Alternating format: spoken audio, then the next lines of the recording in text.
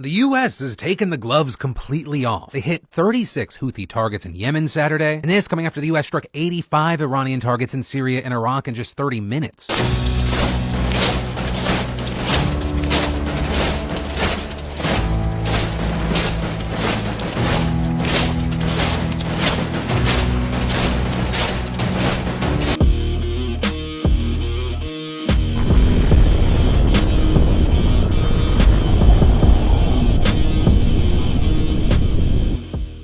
Okay, so let's go back to the Middle East. Let's talk a little bit about what's going on, one of the many forever wars in the Middle East. We're going to discuss the U.S.'s war against the Houthis, against Yemen, the army of Yemen. So a lot of people are still wondering, who exactly are the Houthis? Where did they come from? We never heard of these people until a couple of months ago. So basically, the Houthi are Yemeni. They are the army of the Yemeni government. The government in the United States tries to downplay it. The media, they always talk about, oh, the Iranian-backed Houthi militia. And they're using these specific type wording because they want you to think, oh, it's just a ragtag group of guys in sandals with AK-47 and some little army. They want us to associate the Houthi with the Taliban and with other groups that we've heard of, Al-Qaeda back in the day, and make us think, oh, it's no big deal. Just drop some bombs on them and they'll be done, and not think about it too much, because that's the best way that they can maintain their war. They can get paid continuously is by having a war but manipulating the American people to the point where they don't think about it much. Just, oh, some weak little group over there in the Middle East, yeah, go ahead and spend billions of dollars on some operation and drop some bombs on them. Y'all get paid and I guess it'll all go away. But no, that's not who the Houthi are. So Yemen has been under a state of civil war for a decade, and this side has basically won. The United States, for the last decade, has been running a proxy war against Yemen, using the UAE, the United Arab Emirates, and Saudi Arabia as their proxies, funding a billions and billions of dollar war against Yemen. UAE gave up. They said, look, man, this isn't going anywhere. We're out of here. And eventually the Saudis gave up too. They told the U.S., man, look, we're losing a lot over here. It's looking terrible. We're having a terrible relationship with Iran, and we're not going to beat these Houthis because these guys are like modern day Spartans. They have the hardest resolve of any type of soldiers on the planet. These guys are not going to give up no matter how many bombs you drop on them. So the word is that the Houthi are now about 500,000 strong, 500,000 men at arms. Let's look at this little clip here of them.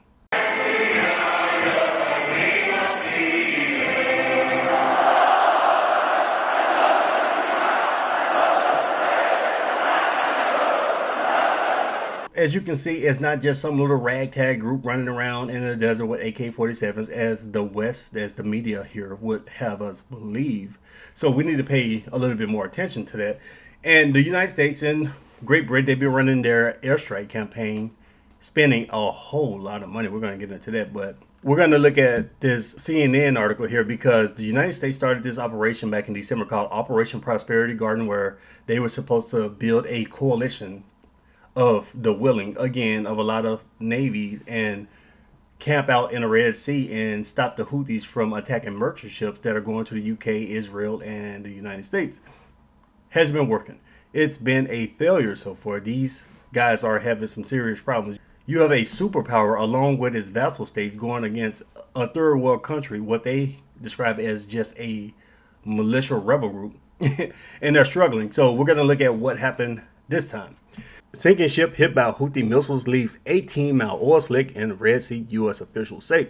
So they hit a ship the other day, and that's controversy. The Houthi are saying the ship is sunk, and the West is trying to say, no, you didn't sink it, you just completely destroyed it, but it didn't sink.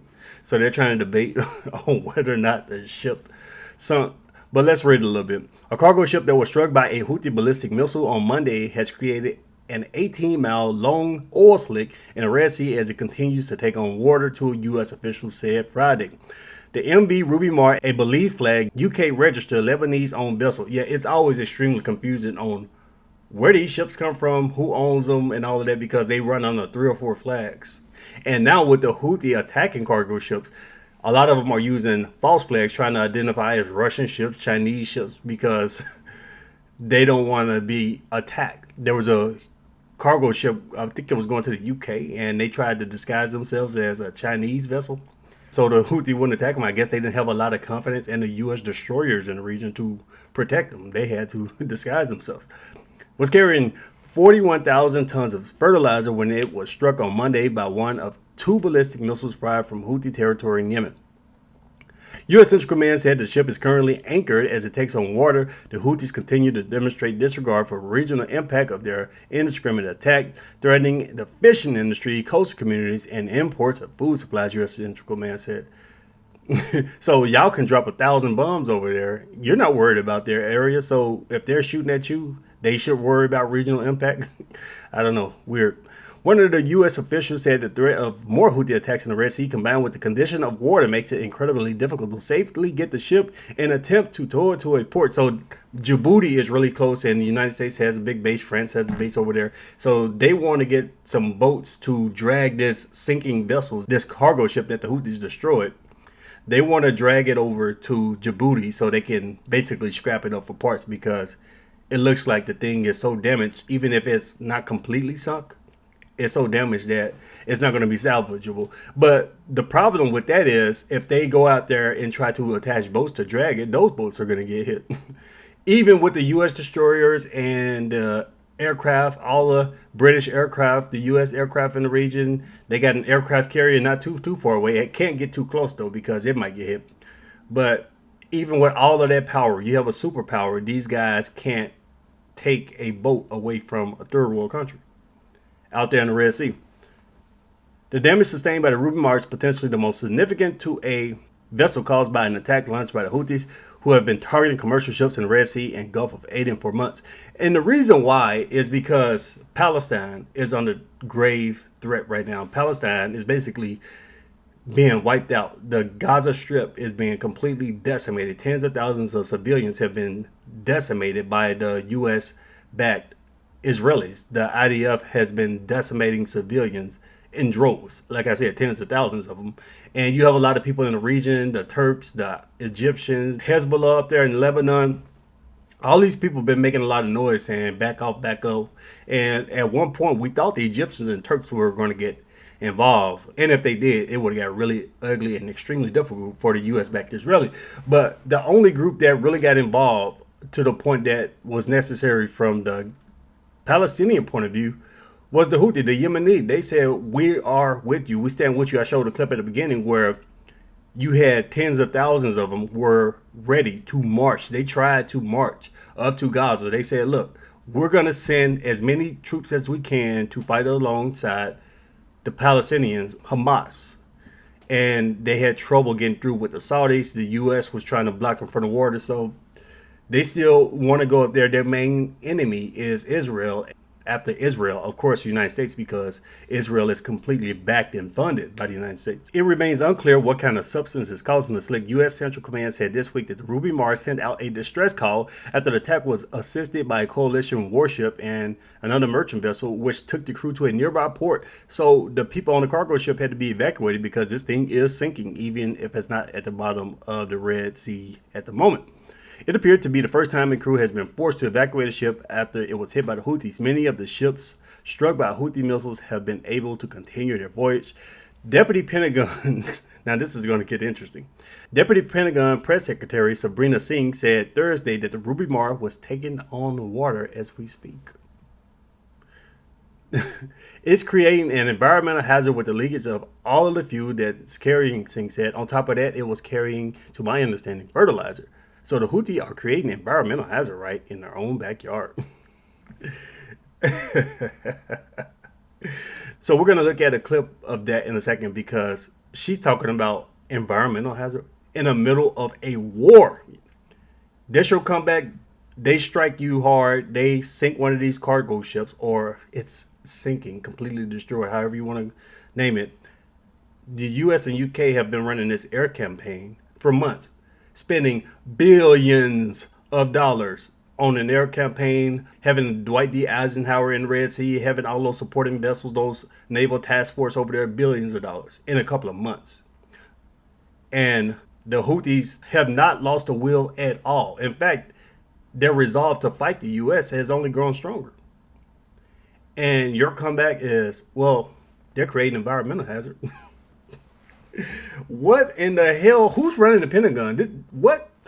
CNN reported on Friday that the Biden administration is struggling to stop the ongoing attacks by the Houthis against ships in the Red Sea, and the group is continuing to fortify its weapons stockpile inside Yemen, even though the U.S. has carried out significant strikes on the group in recent weeks. A superpower, the United States, is struggling.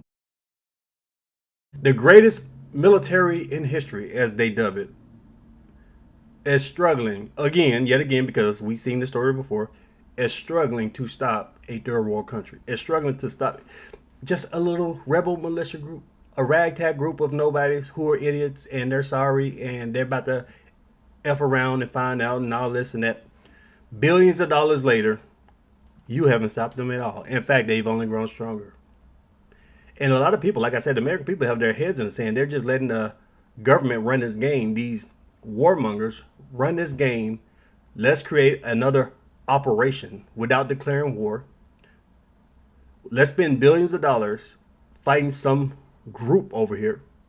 And they get paid and the group only gets stronger. One of the ships that they did hit was the Ruby Mar, which has had to have its crew evacuated, which is currently still in the water, but taking on water as we speak.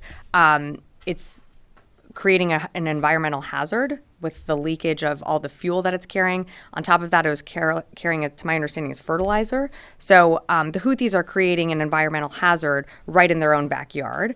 So I just mentioned the term Operation Prosperity Guardian. That's what the United States, the Pentagon, is dubbing this. They were supposed to create a coalition of the willing, even though most of these countries who joined Bush back in the day, 20 years ago, they told the United States, no, we're not sending ships.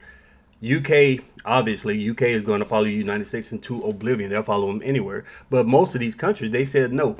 Canada sent a couple of staff officers. They said, well, look, we'll have some people who will write up some paperwork. But nah, we're not doing that. Most of these EU countries, they said they're not going to do it. So the United States has been out there with very limited assets. They wanted to build like a 20-country coalition to gang up on Yemen, to gang up on a third world country. But they have a couple of countries with them. Australia told them no. Japan said no. But a few of them, like I said, they sent staff officers. But as far as hardware, ships, helicopters, most countries said no. But even with all the power, the superpower, they're struggling. The EU created their own version of Operation Prosperity Guardian. They created a coalition of the willing of EU countries. And the reason why is because a lot of these countries, mainly France, they're tired of being the United States flunkies. They're tired of being the vassals. I spoke about this in a previous video, but the details of this is a completely separate video from this one. But a lot of these EU countries have a lot of financial and security reasons on why they're trying to separate themselves from the United States. So France and Italy and a couple other countries in Europe, they formed a naval task force to go down there to the Red Sea and also fight the Houthis. And again, all of these countries, they're struggling. You have not as many ships as you want. You're stretched thin. You're trying to send 5 aircraft carriers over there near China, plus all the naval ships, all the assets. You got submarines and other task force cruisers and stuff over there to try to scare China. You have a massive amount of assets in Europe because who knows what happened in Ukraine with Russia. So you're trying to fight the Houthis. You over there also having task force in the Mediterranean Sea to support Israel against the Palestinians and Hezbollah, mainly Hezbollah. They're very afraid that Lebanon might attack Israel. So they're stretched in. They have a handful of ships down there against the Houthis. And these ships are struggling. Like this ship here, I guess they thought it was safe. Most of these ships, cargo ships, are going all the way around the long way from East Asia. They're going all the way around Africa instead of through the Red Sea because of this, because they might get sunk just like this ship did. But this ship, I guess they were confident that the U.S. destroyers and cruisers, whatever else they have over there, could protect them, and it didn't work out for them. It's costing so much money and the same amount of money. And on top of that, they've been launching strikes with Reaper drones inside of Yemen, and yet another $40 million, $50 million Reaper drone has been shot down. So the United States is learning, man, these guys are a different breed. You are fighting against guys who resolve, won't die. They said the only thing that they fear is God, is Allah. These guys are not going to back down against the face of military power. I know the United States has been trying to scare third world countries, but they've seen over the last few decades a bunch of failed military operations from the United States. And these countries are not afraid at all. And Israel is lucky that the Houthis can't get through, because I think these guys will mop the floor with the idea of they're struggling in Gaza against Hamas, and they definitely don't want any of Hezbollah. Yet these Houthis were able to get up to Israel. Who knows, man? But let's look at this news clip here. Let's look at this Fox clip to get some more insight of the United States finding out that they bit off more than they can chew. Breaking tonight as well, we take you on board a U.S. Navy carrier strike group in the Red Sea, trying to keep crucial maritime trade flowing despite attacks from Iran-backed Houthi rebels. Here's senior correspondent Mike Tobin. An F-18 Super Hornet launching from the USS Dwight D. Eisenhower in the Red Sea. For the first time in decades, a U.S. carrier strike group operates from the center of the threat, while Houthis fire on cargo ships and U.S. warships. We are in constant self-defense out here when it comes to threats that can be shot at us. Still, fighters go on the offensive with the goal of degrading the Houthis' ability. By targeting their ability to see us, their air surveillance radars, and now we're primarily focused on their military capabilities. Every launch off of this carrier is a launch into combat. What these sailors and pilots cannot do is get comfortable, because the Houthis, despite U.S. contact, have gotten more bold, and there is no room for error. The wounded British ship Ruby Mar shows the Houthis are not discouraged. They are escalating with drones, even ballistic missiles. Always nearby, the USS Philippine Sea is the sentinel for the strike group, with layers of sailors on watch who detect and respond in seconds to the deadly threats. It just depends on what the threat is and what's coming at us that we have to react in self-defense for. What are you ready for? Anything that they can throw our way. On Thursday, the strike group shot 4 drones and 2 anti-ship missiles preparing to launch. Today, they shot 3 drones out of the sky, all of it with a goal as old as the Navy itself, securing safe passage for maritime trade. So these guys have increasing capability. They're getting stronger and stronger. They're not some ragtag militia. They're an actual military. They're the professional army of the Yemeni. And these guys, like I said, the only thing they fear is God. And they showed us these guys are willing to die. The only way, and I said this before, I said it a couple months ago, the only way the United States can stop these guys is by putting tens of thousands of U.S. troops on the ground in Yemen. They have way too many assets. Their army is way too big. You just can't sit safely, because the United States is very sensitive to casualties. And I'm not advocating for us to have casualties. Obviously, nobody wants to see soldiers get killed or wounded. But if you're at war, in order to have effective victories on the battlefield, you have to sustain casualties. That's just a fact. So you can sit safely in your ship shooting missiles. You can sit high in the sky safely, relatively safely in your planes dropping missiles, but it's not going to work. So people mock the Russians. Oh, look, the Russians, they're losing troops in Ukraine. Ha ha, they can't fight. No, if you want to have effective victories, if you want to achieve your military objective, especially when you're fighting another army, you're going to sustain casualties. That's just a fact of war. So the United States doesn't want to put tens of thousands of troops on the ground in Yemen. It's going to be extremely costly. They're stretched in. They got other objectives, and the American people won't stomach that. So what they're doing right now, this whole operation, let's shoot some missiles from our ships, let's shoot some missiles from our plane, it's not going to work. You're wasting your time. But Lockheed Martin and Raytheon, they're getting paid. So let me know what you guys think about this. Leave me your thoughts below, share the video. Thanks for watching.